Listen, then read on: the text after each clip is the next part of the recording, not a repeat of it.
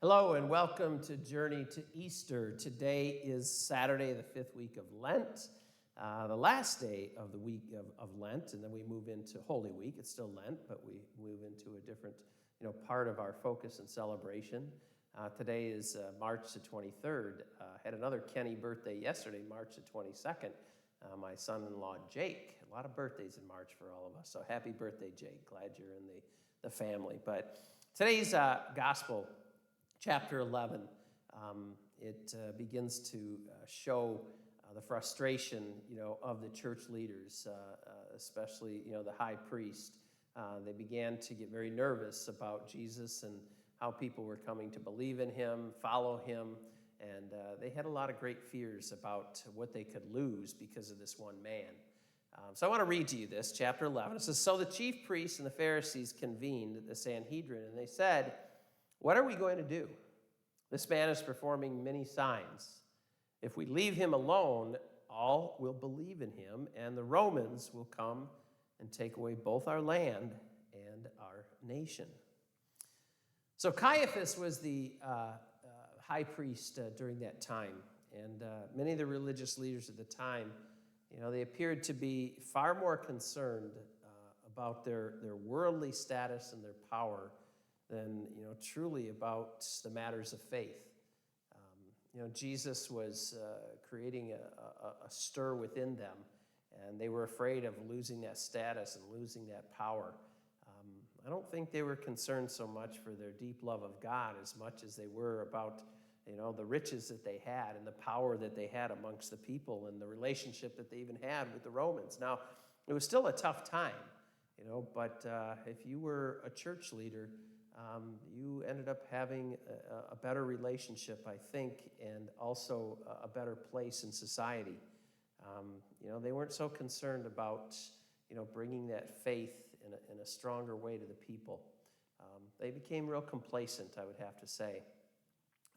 But one of the things I think that is important, in this particular story, because we know that what happens in the near future is that, Jesus is, brought, on trial before the Sanhedrin, before Caiaphas and the other high priest. And, they recommend that he be put to death, for blasphemy, for the things that he was doing. But one truth that I think we need to reflect upon here, is about how God works through sometimes the difficulty, the tragedy, the unholy, to bring about his glory. I've always been one to say that, we think this is the worst time ever that we've ever had in human history. I think we can look back and see some other pretty horrible times. And what's so amazing about these difficult times, this difficult leadership, is that God still works through it.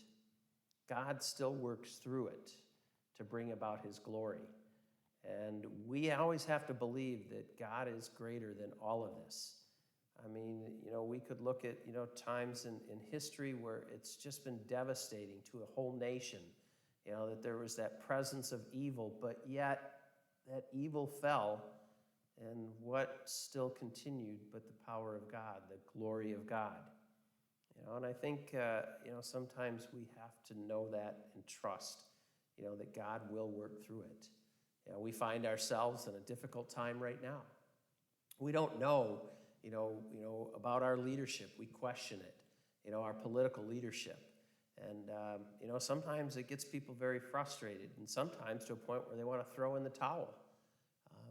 We have to trust that God will still work through, because he does. I mean, the story of history shows us that. This story that I just read to you about the Pharisees becoming so upset, God still worked through that anger, through their dysfunction, through their unholiness, to bring about his glory, one of the greatest moments of glory in all of human history, and that is the glorification of Jesus, the resurrection of Jesus, that salvation that came to us through him. So, although it can be a challenging time, trust, and believe, and have faith, because God will bring about his glory. Continue your journey to Easter.